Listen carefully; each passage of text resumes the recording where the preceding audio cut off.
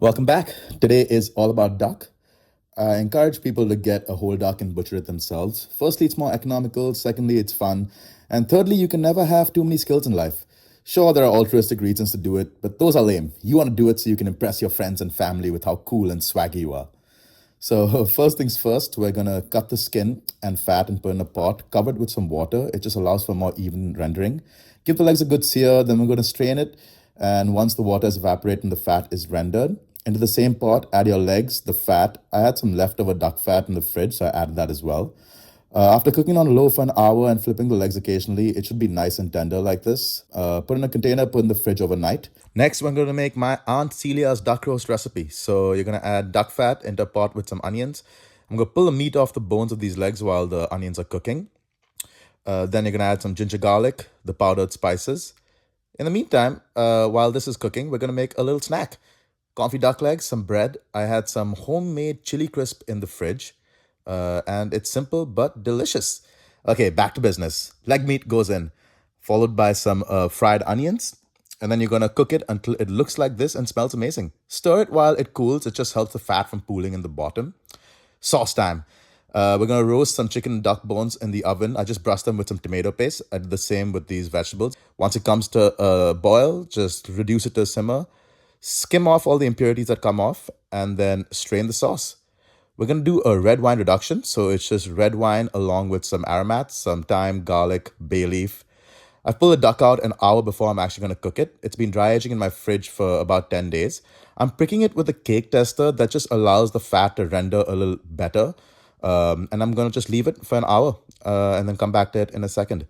We're going to make a fried onion cream puree situation. So I got some leeks, some garlic. Get that sauteing in a pan. You don't want too much color. But look at my setup right now. I have the wine reduction, the stock, onions frying. I'm going to deglaze the leek and garlic combo with some cream. While that's happening, I'm going to put the onion on the back burner for now. Do you see what I did there? Just going to let it cool for a second. Since I am carving, I'm going to be sharpening my knife. Look at that. Super sharp. Okay, cream time. Fried onions, leek, garlic, cream, onion situation. A couple of knobs of cold butter. It wasn't as smooth as I wanted it, so I added some oil. But this actually caused it to split. Anytime that happens, don't worry. Just add like a cube of ice. It'll completely help re-emulsify your cream, and this is what you'll get. Now, we're going to lather this duck up with some honey. Make sure you give it a nice massage. Unfortunately for the duck, it's not a happy ending one. It is for us, though. Okay, this is what we're left with. The wine is completely reduced. Strain it into the sauce. This is my breading setup for the duck roast croquettes. Very simple, straightforward, flour, egg, and breadcrumbs. I'm using panko. I just prefer it. You can use whichever breadcrumbs you want. Then once that's all done, bread all of them first, get into a pot, fry until golden brown. This is about like 350. Always make sure, hit it with some salt. You can see my friend Thomas watching in awe with how tasty and yummy all these things are looking.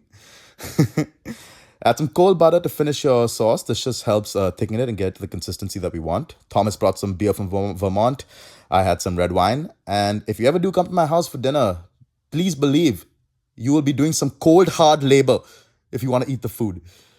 Next, we have some cara oranges. I'm going to save this piece for garnish. And then I'm going to actually squeeze some of this into my sauce. You want to always add citrus at the end so that it keeps its like freshness and its zing. And oh my God, look at this duck. Oh, the smell is just on its own is ludicrous. Okay, time to carve. This is probably one of my more favorite things to do. I do enjoy carving meat and doing butchery. I really want to show you guys the cook on this duck. I think this is as perfect as it gets. Completely pink, a beautiful hue.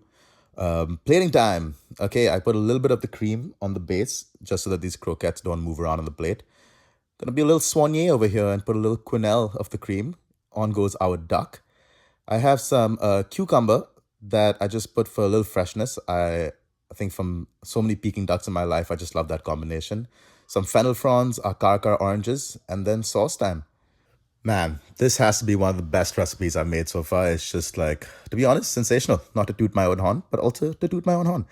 But you guys are not ready for what's going to be coming next. I'm buying new camera equipment and we are going to be leveling this shit up. So stay tuned. I can't wait to impress you guys.